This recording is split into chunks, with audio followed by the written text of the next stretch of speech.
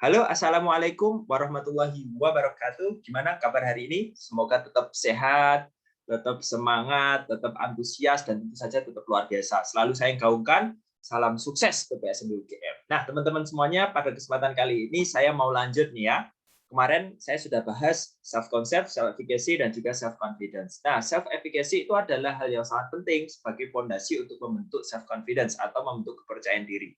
Nah, gimana sih caranya untuk kita bisa meningkatkan kepercayaan diri kita, ya, baik self efficacy-nya atau self concept-nya, gitu ya. Apa sih yang kemudian harus kita lakukan? Beberapa tips teman-teman semuanya. Yang pertama adalah tingkatkan jam terbang. Nah, teman-teman, jam terbang ini menjadi sangat-sangat penting sekali. Kemampuan dimanapun ya teman-teman berlatih, kemampuan dimanapun apapun yang teman-teman latih, jam terbang ini menjadi penting. Nah, ada rumus kalau kita mau menjadi expert atau ahli, ya setidaknya ada 10.000 jam terbang. Meskipun rumus ini saat ini mulai ditinggalkan ya, karena tidak harus selalu 10.000 jam terbang supaya kita menjadi seorang expert. Tetapi teman-teman untuk menjadi seorang expert tetap butuh waktu yang panjang. Tidak bisa hanya sebulan, 2 bulan, ya.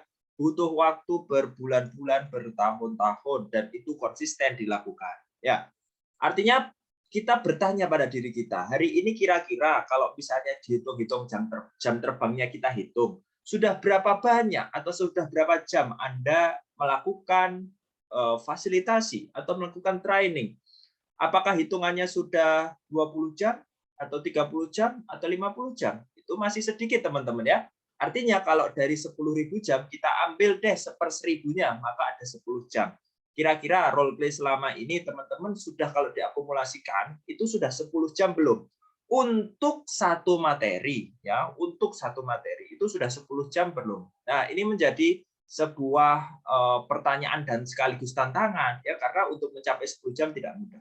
Tetapi mungkin ada yang mengatakan 10 jam banyak sekali Mas, tapi kan teman-teman sudah bersiap sejak 3 bulan ya. Oke, seandainya kita kemudian jangan bicara jam, kita bicara jumlah saja ya, bicara jumlah. Rata-rata saya mengalami dan mengobservasi orang-orang termasuk fasilitator BPSMB UGM itu mulai lancar atau mulai nyaman berada di kelas setelah setidaknya menyampaikan 5 sampai 7 kali materi. Biasanya 3 kali itu sudah mulai oke, tapi masih agak kalau angin itu masih ya kadang naik turun gitu ya, kadang kenceng, kadang lemes gitu. Tetapi ketika sudah 5 kali mulai stabil tuh, 7 kali semakin lebih kuat.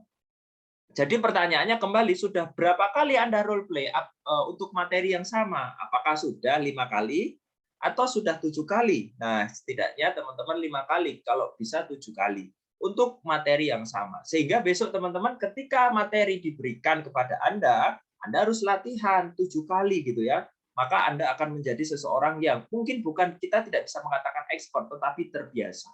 Lalu tips yang kedua adalah scale up skill ya, dan kuasai materi. Nah, ini masih terkait dengan yang tadi. Menguasai materi itu salah satunya adalah dengan diulang-ulang alias repetisi. Nah, kemudian scale up skill-nya. Nah, selama ini role play itu adalah proses untuk scale up skill supaya skill Anda naik, skill Anda meningkat. Nah, orang-orang terkadang khawatir, cemas itu adalah karena dua hal ini. Satu, dia merasa kurang menguasai materi. Yang kedua, dia merasa skill fasilitasinya kurang. Sehingga mari kita hitung-hitung hari ini gitu ya. Kalau angkanya 1 sampai 10, berapa skill fasilitasi Anda? Berapa materi yang Anda kuasai ya, berapa intensitasnya, berapa nilainya. Ini perlu dihitung supaya Anda bisa mengkalkulasi Anda harus latihan seberapa keras lagi. Kemudian yang ketiga ya, tips yang ketiga adalah temukan rasa nyaman. Nah, ini tips yang penting. Menemukan rasa nyaman itu adalah menemukan di dalam dirimu sendiri. Kalau Anda merasa tidak nyaman, biasanya ada keraguan terhadap diri sendiri. Nah, yang bisa Anda lakukan adalah Anda coba ingat-ingat pengalaman sukses Anda ketika Anda ngomong dengan orang lain. Termasuk ingat-ingat pengalaman sukses Anda ketika role play. Mesti ada pengalaman-pengalaman di mana Anda mendapatkan pujian, Anda mendapatkan tepuk tangan yang luar biasa, bahkan memang ada kekaguman-kekaguman dari orang-orang di sekitar Anda yang menyaksikan Anda role play. Nah, pengalaman-pengalaman simpel seperti itu coba Anda kumpulkan, coba Anda ingat-ingat, kemudian terus-menerus Anda bayangkan bahkan begitu ya, sehingga itu akan membentuk kenyamanan pada diri Anda. Nah, teman-teman akan merasa nyaman. Oh, ternyata aku bisa ya. Nah, Sehingga kemudian teman-teman akan tidak lagi grogi, ataupun kalau grogi itu hanya sebuah pengawal saja, itu cuma prolog. Begitu ngomong, grogi itu hilang. Nah, pertanyaannya, ketika kita bicara rasa nyaman, sudahkah Anda nyaman menjadi co-fasilitator? Sudahkah Anda nyaman ketika role play di depan teman-teman? Sudahkah Anda nyaman selama ini memberikan fasilitasi?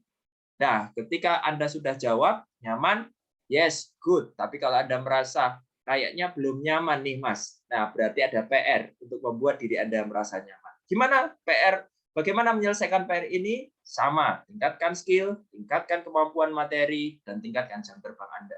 Oke, thank you. Ini tips yang simple. Nanti saya akan bahas tips yang lebih detail lagi pada video-video yang berbeda. Mungkin tidak di 5 menit saja. Cek video-video lainnya. Terima kasih. Kita ketemu di video selanjutnya.